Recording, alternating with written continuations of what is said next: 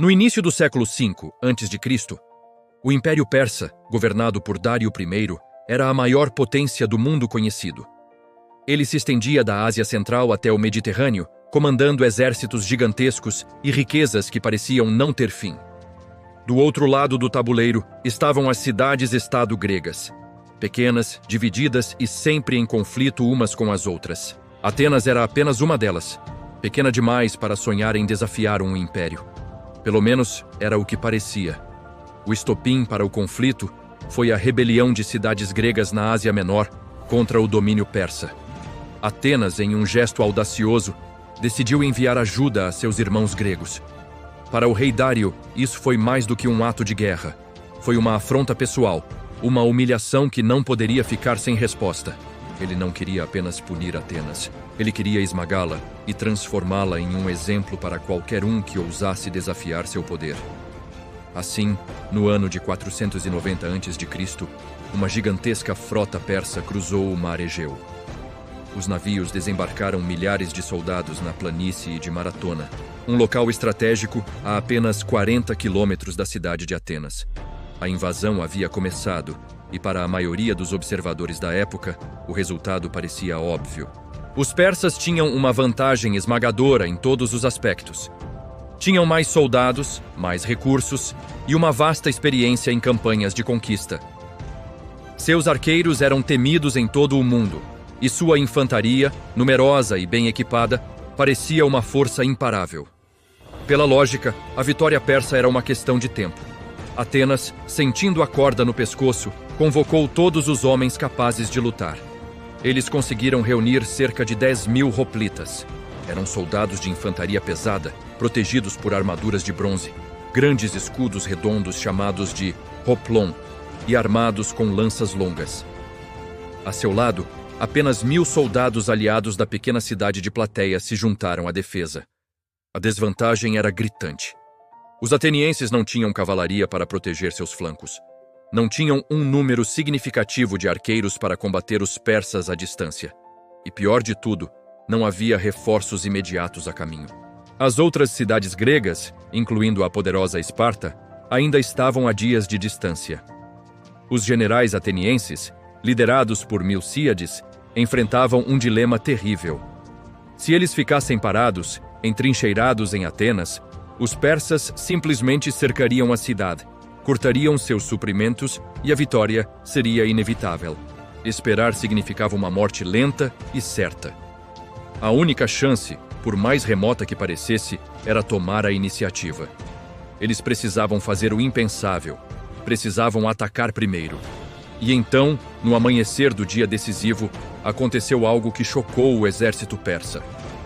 Em vez de assumir uma formação defensiva e esperar o ataque, a falange grega começou a avançar. E não foi uma marcha lenta e organizada.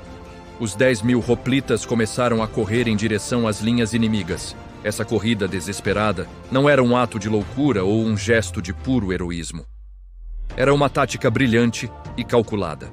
Ao correrem, os gregos diminuíram drasticamente o tempo em que estariam expostos à chuva mortal de flechas dos famosos arqueiros persas, que era a maior arma de longo alcance do inimigo. Quando as duas linhas de frente finalmente se chocaram, a diferença brutal nos estilos de combate ficou evidente. Os hoplitas gregos lutavam ombro a ombro, formando uma parede impenetrável de escudos e lanças. Uma máquina de guerra projetada para o combate corpo a corpo. Já os soldados persas, apesar de numerosos, usavam armaduras mais leves, feitas de linho e couro, projetadas para dar mais mobilidade em terrenos abertos, mas que ofereciam pouca proteção contra o impacto direto das lanças e espadas gregas.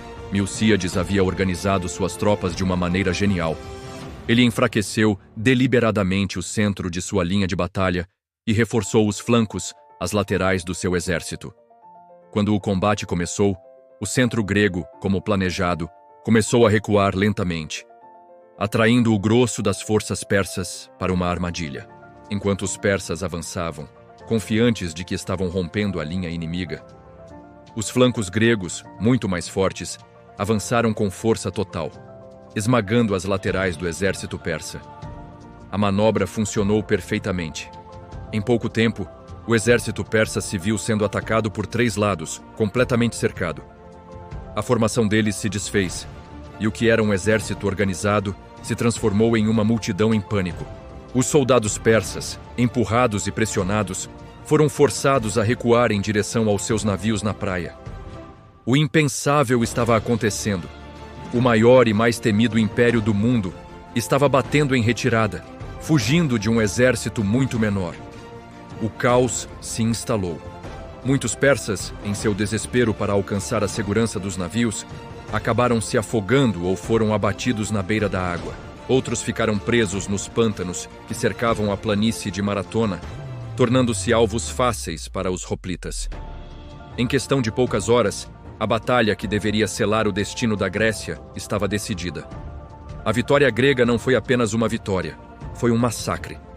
Uma vitória absoluta e incontestável. Mas a história não termina com o último soldado persa fugindo. Logo após a batalha, a notícia precisava chegar a Atenas o mais rápido possível. Um mensageiro, um soldado chamado Fidípides, foi encarregado da missão. Ele correu sem parar, cobrindo os 40 quilômetros que separavam o campo de batalha de Maratona até a cidade de Atenas. Exausto, ele conseguiu chegar à assembleia da cidade. Anunciou a gloriosa notícia da vitória. E então, segundo a lenda, desabou e morreu de exaustão. Essa corrida heróica e trágica entrou para a história e se tornou a inspiração para a maratona.